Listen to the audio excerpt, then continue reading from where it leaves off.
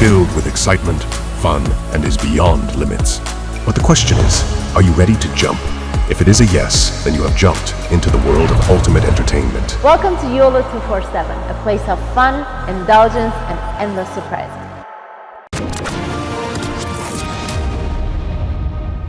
चीन ने बीच में बयान दिया। कैसे बयान दिया? ग्लोबल टाइम्स माउथपीस है। चाइना के चक्कर में जो फंसा वो गया और मालदीव्स चीन के चक्कर में फंस गया। दोस्तों, मालदीव्स में इंडिया गेट आउट तेजी से पकड़ा नारा क्यों? मोहम्मद मिजूजू खुद ही कहता चला आया है कि भारतीयों निकलो, तो भारतीयों ने बोला ठीक है भाई। जय हिंद दोस्तों, मैं हूं मेजर गौरवारी और आप देख रहे हैं आज की ताज़ा तरीन खबरें। अच्छा, ये जो पूरा मामला चल रहा है मालदीव्स का, भारत का, लक्षद्वीप का, ये सब, इसमें चीन ने बीच में एक बयान दिया। कैसे बयान दिया? ग्लोबल टाइम्स माउथपीस है कम्युनिस्ट पार्टी ऑफ चाइना का। ग्लोबल टाइम्स ने एक बयान ये दिया है कि साहब देखिए, चाइना को कोई लेना देना नहीं है इस चीज़ से, पहली चीज़। दूसरी चीज़, चाइना ये नहीं कहता कि आप भारत को उल्टा सीधा बोलो या कुछ ऐसा बोलो।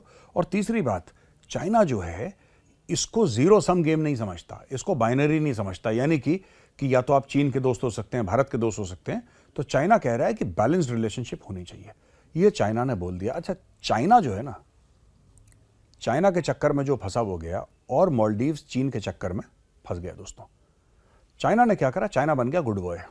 ये बयान देके चाइना ने इंडिया को मैसेज पास कर दिया कि देखो यार, हमने इनको नहीं बोला था बदतमीजी करने के लिए, अब हैं ही बदतमीज ये लोग, तो हम क्या करें, लेकिन हमारा इससे कोई लेना देना नहीं है। सच में चाइना ने ही पैसे दिए थे और बोला था कि तुम ये सब करो।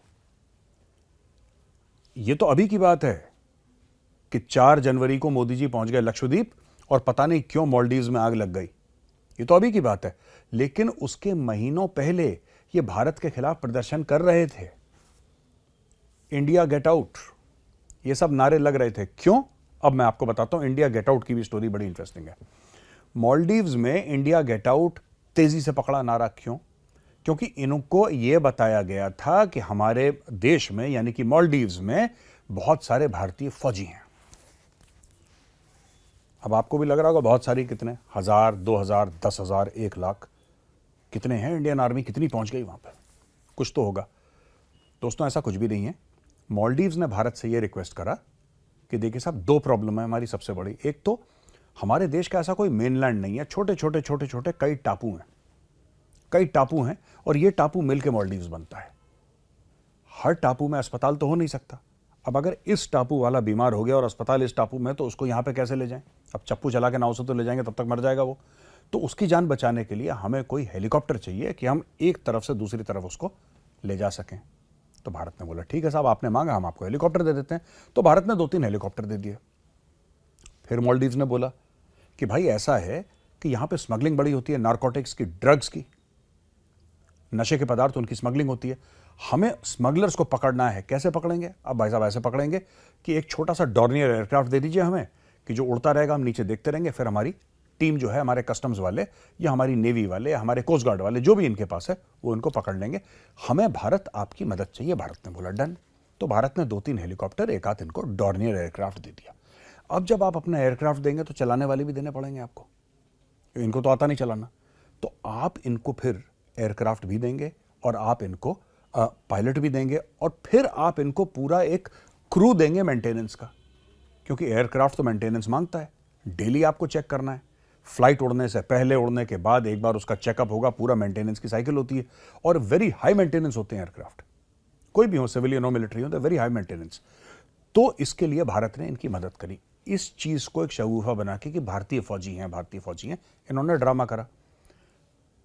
अब क्या हुआ कि जब इन्होंने मोदी जी से उल्टी सीधी बात करी और फिर भारत के लिए उल्टी सीधी बात करी, तो इनके जो मन में बात थी, जो इनका राष्ट्रपति मोहम्मद मिजूजू खुद ही कहता चला आया है कि भारतीयों निकलो, तो भारतीयों ने बोला ठीक है भाई, तुम चाहते हो हम निकलें, हम निकल जाते हैं।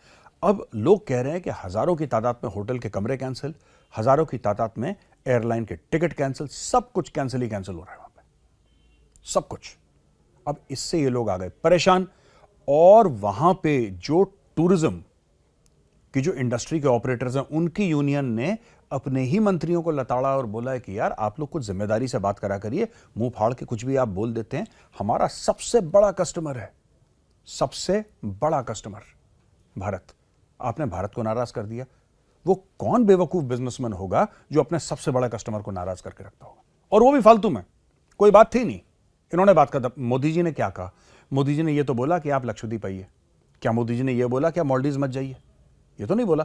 अब भारत का प्रधानमंत्री अगर लोगों को भारत बुला रहा है तो अब इसमें मालदीव का क्या लेना देना? I don't understand. लेकिन अब हो गया जो भी होना था, और चीन ने पीछे अपना दोस्तों हाथ खींच लिया। इसके अलावा एक और ये देखिए, मैंने नोट्स बनाए, बड़ी इंटरेस्टिंग है, ये देखिएगा आप। ये एक किताब है former Indian high commissioner to Pakistan Ajay Bisaria साहब की। किताब का नाम है anger management, the trouble diplomatic relationship between India and Pakistan. अच्छा, ये बताते हैं कहानी जब विंग कमांडर अभिनंदन को पकड़ लिया था पाकिस्तानियों ने, उनका एयरक्राफ्ट शूट डाउन करा, वो नीचे आए और उनको पीओडब्ल्यू बना लिया। हो गया ये काम, पीओडब्ल्यू बन गए वो। इसके बाद क्या होता है कि भारत पाकिस्तान से ये कहता है कि भाई ऐसा है, अगर तुमने हमारे पायलट को नहीं छोड़ा, हम तुम्हें इतने इतने घंटे देते हैं, जो भी इनका टाइम था, इतने घंटे में अगर तुमने हमारा पायलट जो तुमने बंदी बना रखा है नहीं छोड़ा, तो फिर समझ लो हैप्पी दिवाली। तो भारत की 9 बड़ी मिसाइलें पाकिस्तान पे एम्ड थी। ये जो 9 बड़ी मिसाइलें थी जो पाकिस्तान में एम्ड थी, इससे पाकिस्तान गया सकपका। सोहेल महमूद पाकिस्तान का हाई कमिश्नर इन इंडिया उस समय वापस गया था पाकिस्तान, था दिल्ली में पोस्टेड, किसी काम से पाकिस्तान गया। उसने अजय बिसारिया जी को फोन करा रात को कि साहब किसी तरीके से जुगाड़ करिए, और प्रधानमंत्री पाकिस्तान के इमरान खान ये मोदी जी से बात करना चाहते हैं। तो इन्होंने लगाया पूरा, घंटी मारी दिल्ली और बोला कि मोदी जी से कि सर आप बात करेंगे उनसे। मोदी जी ने मना कर दिया, मैं ऐसे आदमी से बात नहीं करता। अब यहां तक बात हो गई कि इससे बात नहीं करता। अब पाकिस्तानी और सकपका गए। तो आपने अयाज सादिक है, आपने शायद ये वीडियो देखा नहीं देखा, अगर नहीं देखा तो दोस्तों एक बार वीडियो मुलाहिजा फरमाइए। और अभिनंदन की क्या बात करते हैं। मुझे याद है शाह महमूद कुरैशी साहब उस मीटिंग में थे जिसमें प्राइम मिनिस्टर साहब ने आने से इनकार कर दिया और चीफ ऑफ आर्मी स्टाफ तशरीफ लाए। पैर कांप रहे थे, पसीने माथे पे थे, और हमसे शाह महमूद साहब ने कहा, फॉरेन मिनिस्टर साहब ने, कि खुदा का वास्ता है अब इसको वापस जाने दें, क्योंकि 9 बजे रात को हिंदुस्तान पाकिस्तान पे अटैक कर रहा है। इस आदमी का नाम अयाज सादिक है, ये पाकिस्तान मुस्लिम लीग नून का है। और ये क्या कह रहा है? ये कह रहा है कि हमारे पास बाजवा साहब आए और हमारे पास शाह महमूद कुरैशी फॉरेन मिनिस्टर आए, टांगें कांप रही थी और माथे पे पसीना था, और उन्होंने ये बोला कि खुदा का वास्ता है इसको छोड़ दीजिए, यानी अभिनंदन को छोड़ दीजिए, वरना इंडिया अटैक कर देगा। तो दोस्तों ये पूरी कहानी थी जो मोदी जी ने बताई थी, एक पब्लिक मीटिंग में बताई थी, और उन्होंने बोला था कि अगर वो नहीं छोड़ते तो वो रात होती कत्ल की रात। ये जो कत्ल की रात वाली बात मोदी जी ने कही, ये अब पाकिस्तानी मीडिया में बहुत ज्यादा डिस्कशन में है कि प्रधानमंत्री भारत के ये कह चुके थे वो रात कत्ल की रात होती। उस रात को सब कटते, सब मारे जाते। ये मोदी जी का खुद बयान है, ये मैं नहीं बोल रहा। मोदी जी ने बोला वो रात कत्ल की रात होती। अगर आप हमारे यहां से हमारे पायलट को अगर कुछ कर देते तो बहुत फिर लेने के देने पड़ जाते। तो दोस्तों ये चीज हुई है वहां पे। पूरा इसको एक, जिसको कहते हैं एक बड़ा डर का माहौल बन गया था पाकिस्तान में, और पाकिस्तानी जितनी लंबी लंबी छोड़ते हैं सकपका गए सब। चुपचाप इन्होंने इज्जत से अभिनंदन को सिर्फ छोड़ा नहीं, उसको नए कपड़े दिए और उसको बॉर्डर तक छोड़कर आए, सी ऑफ करके आए, सीनियर ऑफिसर्स पाकिस्तानी फोर्सेस के। तो ये स्टोरी थी विंग कमांडर अभिनंदन की, ये स्टोरी थी अजय बिसारिया जी की किताब की। ठीक है, और आखिरी चीज, टाटा ग्रुप को यह पता लगा है कि साहब ऐसी ऐसी बात हुई है, तो टाटा ने अनाउंस करा है, टाटा ग्रुप ने, ताज होटल आप जानते ही हैं, कि हम लक्षद्वीप में 2 रिजॉर्ट्स बनाएंगे टॉप क्वालिटी के, वर्ल्ड क्लास 2 रिजॉर्ट्स। अब दोस्तों ये तो टाटा ने पहल कर दी है, और टाटा ने बोला है कि 2026 तक ये हम इनॉग्रेट कर देंगे रिजॉर्ट्स। तो अब आप देख लीजिए, टाटा आएगा तो फिर और भी ग्रुप्स आएंगे, जाहिर सी बात है, और ये एक टॉप एंड हॉलिडे डेस्टिनेशन बन जाएगी दोस्तों। तो आज के वीडियो में इतना ही मेरे पास, कल फिर हाजिर होऊंगा एक नई वीडियो के साथ। तब तक के लिए जय हिंद।